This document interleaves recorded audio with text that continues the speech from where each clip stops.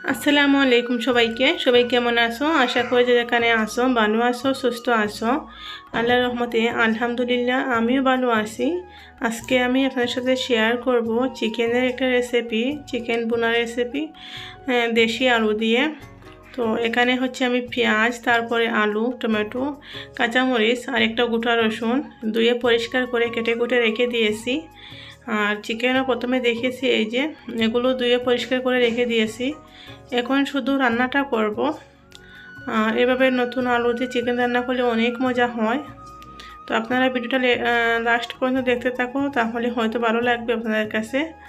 তো এখানে হচ্ছে কারি পাতা, তেজপাতা, জিরা, এলাচ, দালচিনি ওসব দিয়ে দিয়েছি, দিয়ে কাঁচামরিচ, পেঁয়াজও দিয়ে দিলাম। এখন এগুলো নেড়েচেড়ে নিচ্ছি। তো যখন একটু সফট হবে তখন আদা রসুনের পেস্ট দিয়ে দেব, দিয়ে তারপরে আরও একটু নেড়েচেড়ে নেব। তো এইভাবেই রান্নাটা করে নেব আমি। ওই যে দেখো কালারও একটু চেঞ্জ হয়েছে পেঁয়াজের, আর একটু সফট হয়েছে, তাই আদা রসুনের পেস্ট দিয়ে কিছু নেড়েচেড়ে আরও যখন কিছুক্ষণ রেখে এখানে আমি দিয়ে দিচ্ছি মশলা, হলুদ পাউডার, মরিচের পাউডার, ধনিয়া পাউডার, এই তিনটে মশলা দিয়েছি, আর বেশি মশলা দেব না। এগুলো ভালো করে কষিয়ে তারপরে দিয়ে দেব চিকেন। তো এখন চিকেনগুলো দিয়ে দিয়েছি, দিয়ে একবারে ভালো করে কষিয়ে নেব। কষাতে কষাতে যাতে চিকেনের পানি বের হয় ততক্ষণ পর্যন্ত আমি কষাবো। এগুলো ভালো করে কষিয়ে তারপরে ঢাকনা দিয়ে ঢেকে রেখে দেব।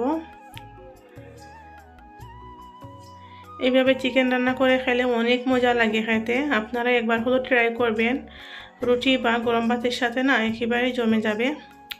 তো এখন হচ্ছে আলু আর টমেটোগুলো দিয়ে দিলাম, দিয়ে আরও একটু কষিয়ে নেব।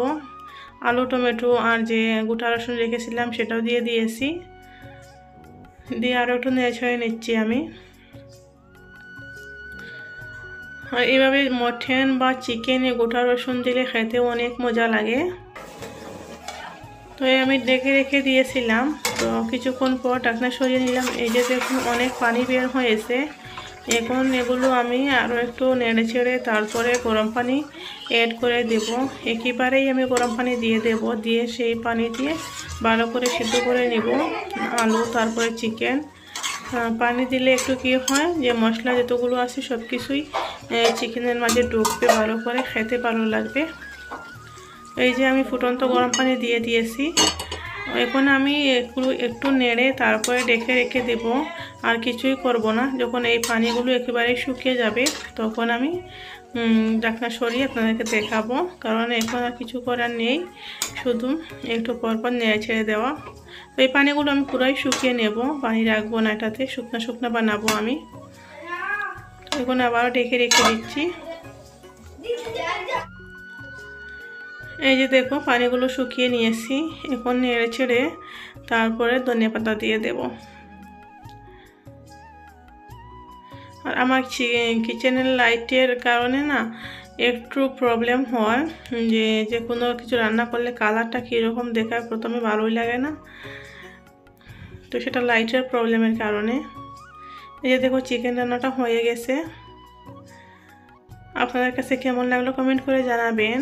আর যদি একটু ভালো লাগে ভিডিওটাতে লাইক না দিলে লাইক দিয়ে দেবেন।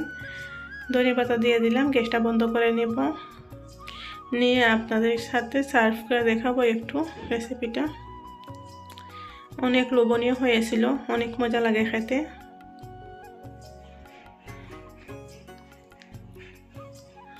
এভাবে কম মশলায় আপনারাও একবার ট্রাই করবেন চিকেন, অনেক মজার একটা রেসিপি। এই যে দেখো কতটা লোভনীয় লাগতেছে কমেন্টের মাধ্যমে জানাবেন। আমার তো ভালোই লাগতেছে, আপনাদের কেমন লাগলো কমেন্ট করে জানাবেন। জানি না কারা কারা এই পর্যন্ত দেখতেছেন, যদিও কেউ দেখতে থাকো তাহলে আপনাদেরকে অসংখ্য ধন্যবাদ। আমি একটা প্লেটে সার্ভ করে নিচ্ছি। এই যে দেখুন ফাইনাল লুক। তো ভিডিওটাই এই পর্যন্ত শেষ করতেছি। সবাই ভালো থাকবেন, সুস্থ থাকবেন, সবার জন্য অনেক অনেক দোয়া আর ভালোবাসা রইল। আল্লাহ হাফিজ সবাইকে।